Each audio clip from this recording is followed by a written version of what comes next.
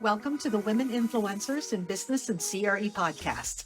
I am Veronica Malolas, CCIM, founder and CEO of Capstack Commercial, a commercial real estate company serving the greater Orlando area. Today's guest is Gail Collins, CCIM. Gail started with the Institute while still in college, and 30 plus years later, she is the deputy CEO of the CCIM Institute. I just love this inspiring lady. Please don't forget to hit that thumbs up button and subscribe below. I welcome your comments and please share with someone who can benefit from this podcast. Hi, Gail. How are you today? I'm doing well. How are you, Veronica? I'm great. I'm in Florida, so it's always great weather here. So I'm always good.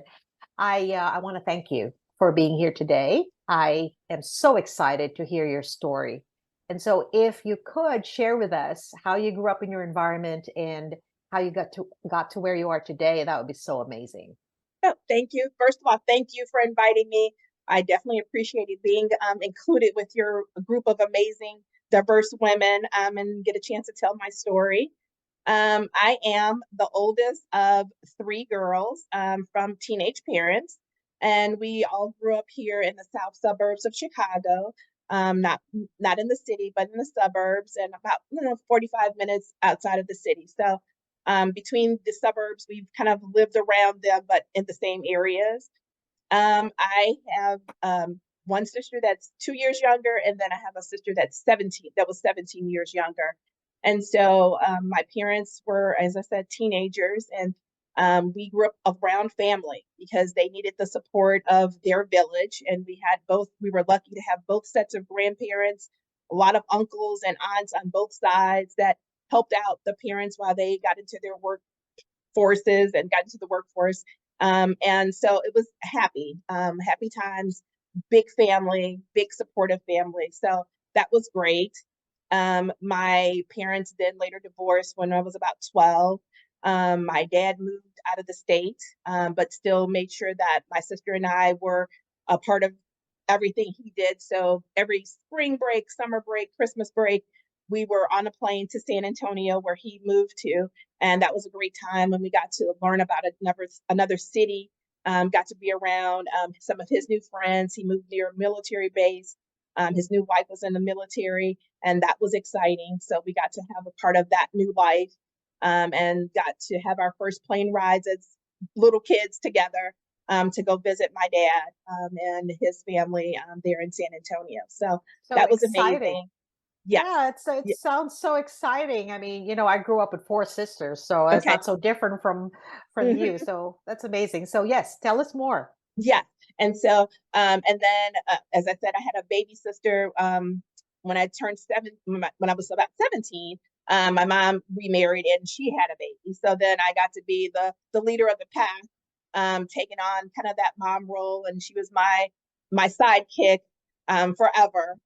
So everything she did, she wanted to be with me, wanted to be like me, and so I accepted that and loved her. So that was an exciting part of our lives, having this new little sister to look out for. And then I later, went on to, she always wanted to dress like me. When I started to work with CCIM, it was a new thing. So for suburban kids, to work downtown in the city was amazing. And so I was just in school, didn't really get a chance to go away to school right away. I did community college as long as I could afford it. And then I had to get into the workforce just because it was just too expensive for my parents to cover at the time. And so I went to work and I landed the job downtown with CCIM at the time. And so it was really, when you saw it on the news, you see these people with their trench coats and their coats and their gym shoes that walking really fast back and forth to the train. And it was just always so exciting to see that. So I was going to be one of those people. And so Oh, it was that's exciting. that's so awesome. I love it. I love it. Yeah. And so she loved the fact that I was doing that. And so I got to CCIM, my first role there. I was a fulfillment representative, customer service. And that was, I mean, it was just a job come true, great family. First real supervisor was Susan Greneville, who was at the CCIM helm for over 30 years. My mentor, my leader, and kind of taught me what I needed to know about being an adult, and being in that environment, what I needed to know, what I needed to stay away from. I can remember my very first meeting where I was going to travel.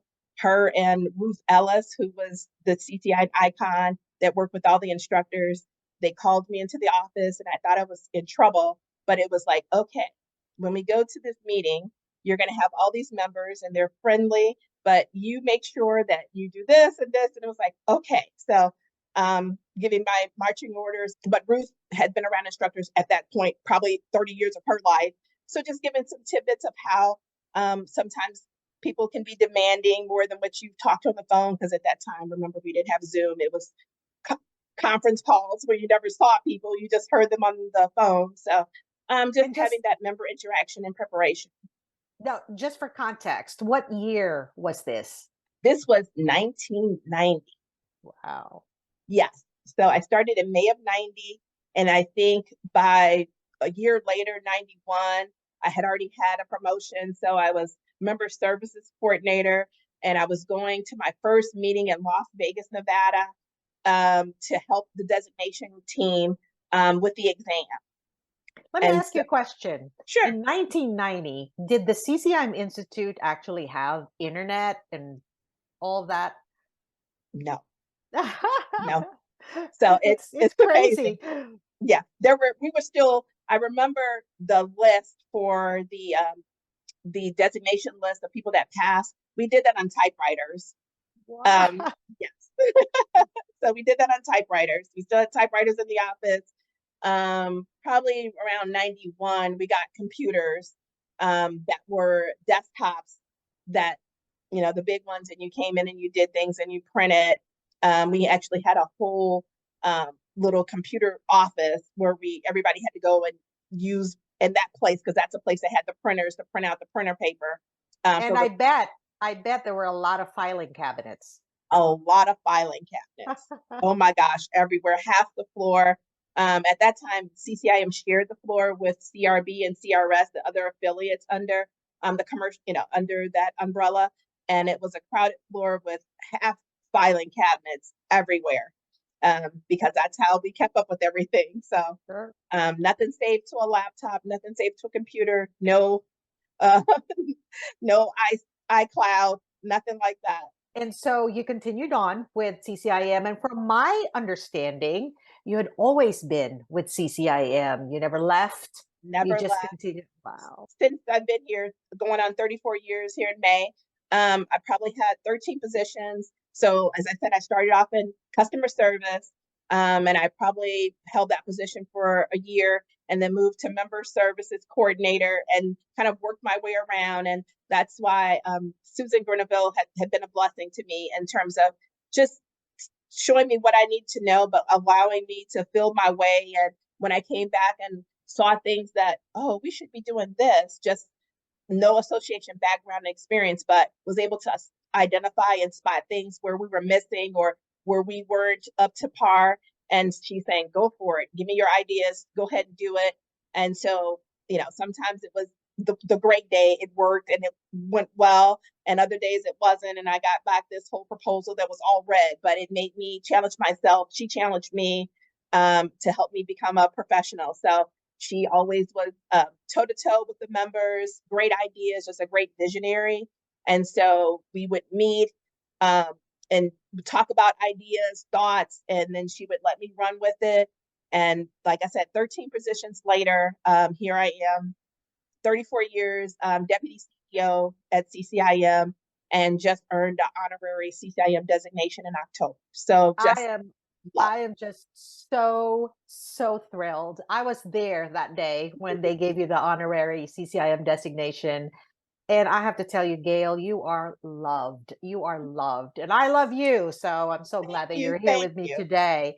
I wanted to ask you if there was one thing that came to mind that you thought was something that you're so proud of because you made such an impact, not necessarily at CCIM, but it could be, or to your family or maybe some other group of women or even just one, what would that be?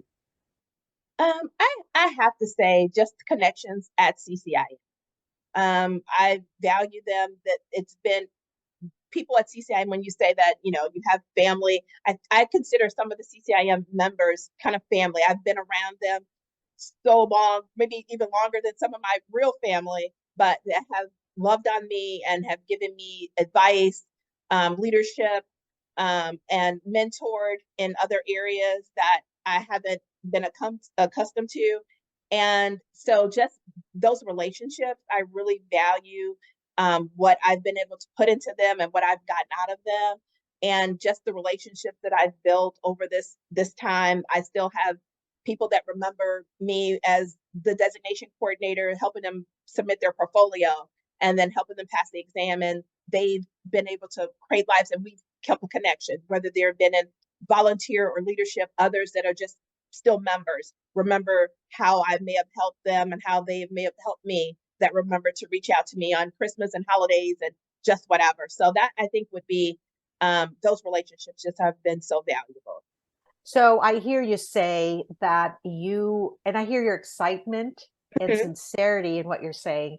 And what I hear you say is that they poured on you, but at the same time, you poured into them. And Yeah. I love that because it's symbiotic and obviously Hmm. it's always impactful to have other people pour into you, but Hmm. at the same time, you are so very aware that you've poured into them as well. So Yeah. thank you. That's amazing. I wanted to ask you if there was one piece of advice that you could give our listeners. What would that be? I think I would ask people to remember to always make a good impression, because you don't know what your next opportunity will be and where that person may fall in that opportunity or not. But making that memorable, lasting impression is just valuable for you. So always try as much as you possibly can to make a good first impression. Amazing. And I know that you've spoken about your role as deputy CEO and Mhm. how you have contact with, say, for instance, people Yes. like when you're Yes. setting up events. Talk a little bit about that. Yes. So I'm blessed to be able to go to do site selections for the CCIM Institute for the business meetings. And generally, we'll have a general manager come out and welcome us and wanting us to sign a contract with that hotel.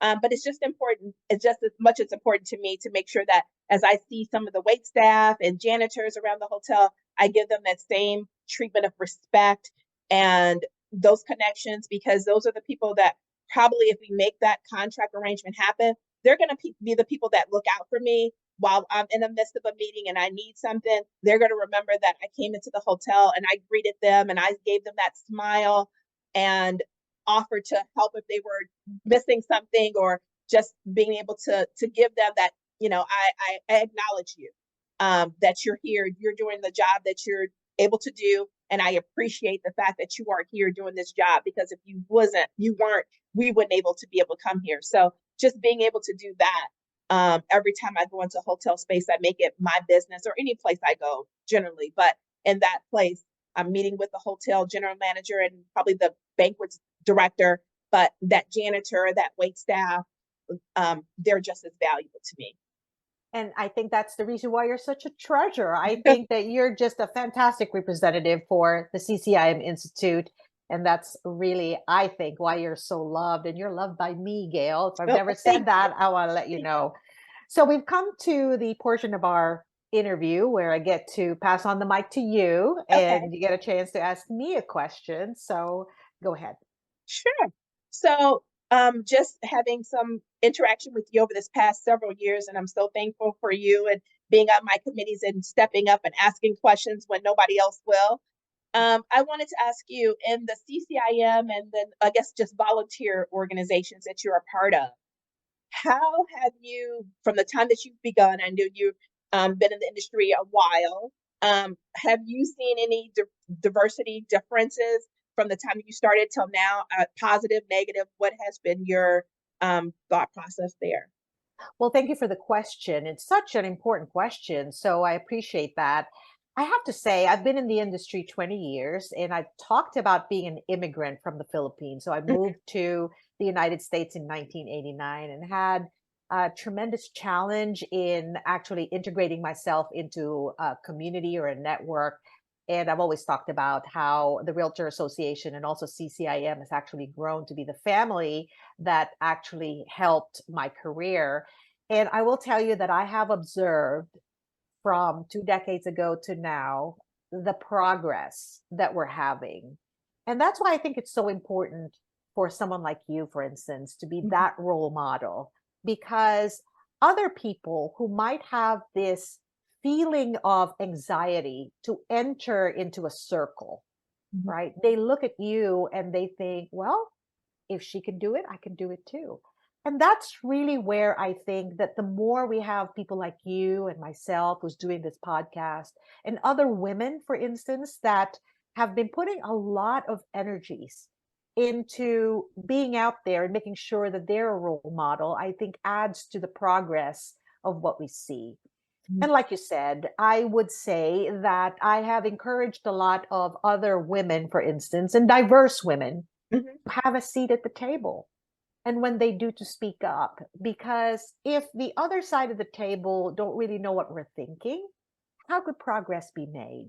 Yes. Right. And I must say that the CCIM Institute at these past few years that I've been involved at the Institute level, I am so pleased and so excited to see how much progress we've had with diversity, especially for women, I think, in Mhm. general, because everybody knows that commercial real estate is male dominated, white male dominated. And that's not something that's a surprise. I think Mhm. that's even statistical. And so, yes, I have seen quite a bit of Right. diversity, and I there's a lot more work to be done. And Exactly. I'll tell you, Gail, that you have been someone, because of your big role in CCIM, that I'm sure a lot of women are inspired by. So thank you for all the work that you do. And so that's the quick answer to your question. Well, thank I you. want to I want to thank you, Gail, for being on my show. I know that you're a very, very busy professional, but just hearing your story today just really made me really appreciate you even more. So thank you for all you do. Do you have some parting words for our No, I audience? just really want to thank you for allowing me to tell my little story and also being so supportive of CCIM and the team, the staff here in Chicago. As much as you have been, I know that the members on my team appreciate you being on their committee calls and piping up and being able to lead them in great direction. So I just appreciate you for your thought and your always being so willing to be that person that keeps the conversation going where we need it to go. So Well, thank you. Well, you're amazing. So thank you for being here. I'm so excited for this episode. And, it's going to be a weekend. Not sure about your weather in Chicago, but we are going to have so much fun here in Florida. So have a good one. Enjoy your family. You too. Thank you so much. Have a good Thank you. weekend. You too.